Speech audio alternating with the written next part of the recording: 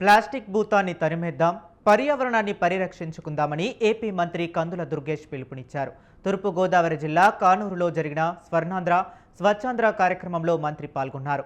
స్వచ్ఛాంధ్ర వైపు అడుగులు వేద్దామని నినాదించారు. ప్లాస్టిక్ నిషేధం అందరి బాధ్యతని, వాటి స్థానంలో గుడ్డ సంచులను వినియోగించాలని సూచించారు. ప్లాస్టిక్ వాడకాన్ని తగ్గించడమే ఆరోగ్యవంతమైన భవిష్యత్తుకి పెట్టుబడి అని మంత్రి కందుల పేర్కొన్నారు. ప్రతిష్టాత్మకంగా ముఖ్యమంత్రి చంద్రబాబు నాయుడు గారి నేతృత్వంలో పంచాయతీరాజ్ శాఖ మంత్రులు ఉప ముఖ్యమంత్రి పవన్ కళ్యాణ్ గారి సారథ్యంలో భారతదేశం మొత్తం మీద నరేంద్ర మోడీ గారి సారథ్యంలో స్వచ్ఛ ఆంధ్రప్రదేశ్ స్వచ్ఛ భారత్ అనేటువంటి కార్యక్రమాలని నిరంతరంగా అమలు చేస్తున్నటువంటి సందర్భం మీ అందరికీ తెలిసిందే. ప్రతి 3వ శనివారం తప్పనిసరిగా మనందరం కూడా మన పరిసరాలని పరిశుభ్రంగా ఉంచుకోవాలి.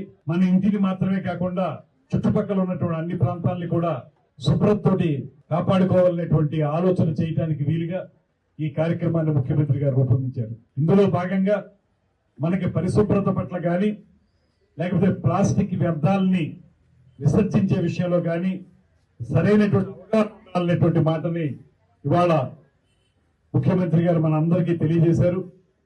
గడిచిన కొద్ది కాలంగా ప్రతి 3వ శనివారం కూడా మనం ఒక్కొక్క నెలలో ఒక్కొక్క కార్యక్రమాన్ని తీసుకుని ఇందులో పాల్పంచుకుంటున్నాం.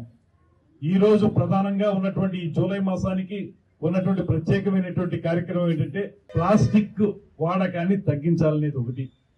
దాని బదులుగా కొత్తగా వేరే ప్రత్యామ్నాయాలు ఏముంటాయో గుడ్డ సంచులు కానివ్వండి, జనపనారతో చేసినవి కానివ్వండి, అటువంటి వాడుకోవాలనేటువంటి ఆలోచన మరొకటి.